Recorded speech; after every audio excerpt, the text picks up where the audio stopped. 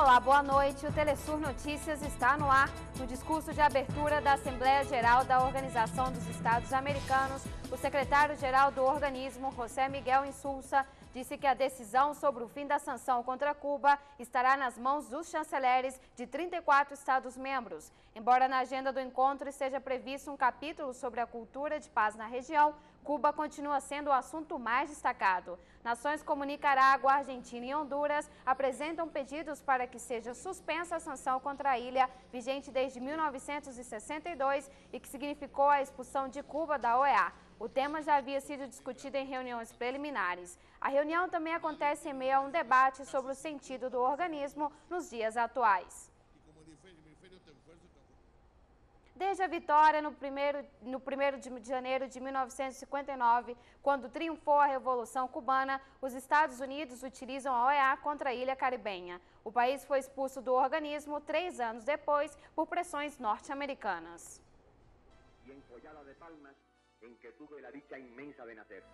Nunca antes um organismo multilateral ou regional tinha implicado tanto com um país como a OEA com Cuba. O organismo, nascido supostamente para garantir a soberania e entendimento entre nações, inclusive cria mecanismos para legitimar uma agressão armada.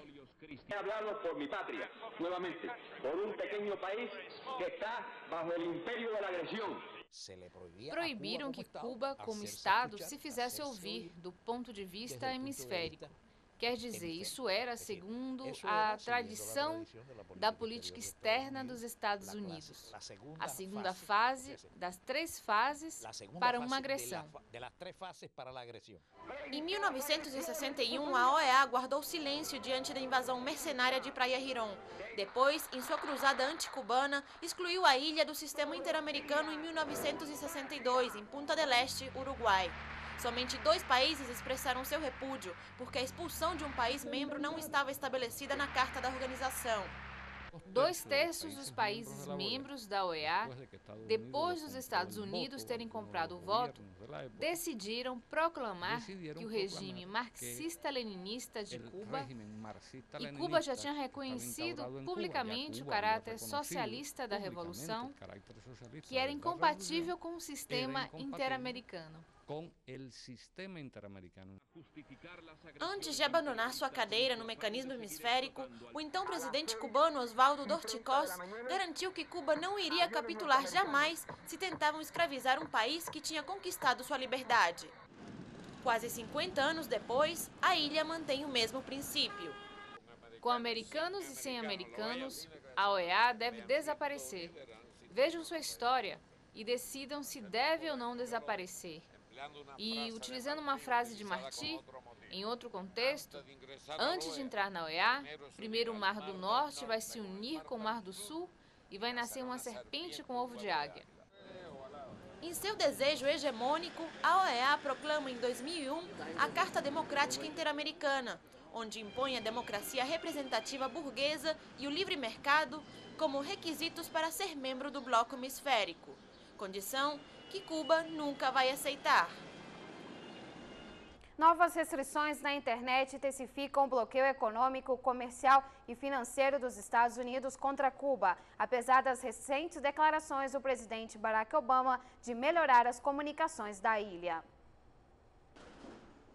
Gratuito e instantâneo, o Yahoo Messenger é utilizado todos os dias por milhões de internautas do mundo. Mas se tentarem ter acesso a este serviço desde Cuba, esta vai ser a resposta. Foi uma surpresa. Não sabíamos se tinha sido problema do cabo, de eletricidade ou se era qualquer outro problema. Mas ficamos sabendo há pouco tempo, mas não oficialmente, que tinha sido uma decisão das pessoas da gerência da Microsoft.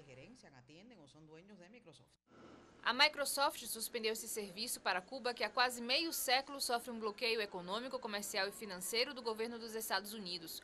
O acesso do Yahoo Messenger também foi vetado no Irã, Coreia do Norte, Síria e Sudão, nações consideradas hostis pela Casa Branca. A Microsoft é uma empresa norte-americana, 60% dos softwares comercializados no mundo são dessa empresa. Cuba praticamente não pode dispor deles, só se comprar em um terceiro país e 30% acima de seu valor. A plataforma Google Wave, ainda em fase de prova, também não vai estar à disposição dos cubanos, como diversos programas de informática que estão na rede para seu uso gratuito e universal. Também o navegador Chrome, que é uma nova ferramenta da Google que acelera o acesso à internet, o que seria fundamental para Cuba, já que a banda larga, ao ser conexão por satélite, não permite maior velocidade. O bloqueio econômico, que também se expande pela internet, impede a conexão de Cuba por outro sistema que não seja satelital. O país tem uma banda larga de 300 megabytes por segundo, 60 vezes mais lento do que qualquer cybercafé dos Estados Unidos ou Europa. Marlinha Alonso, Telesul, Havana.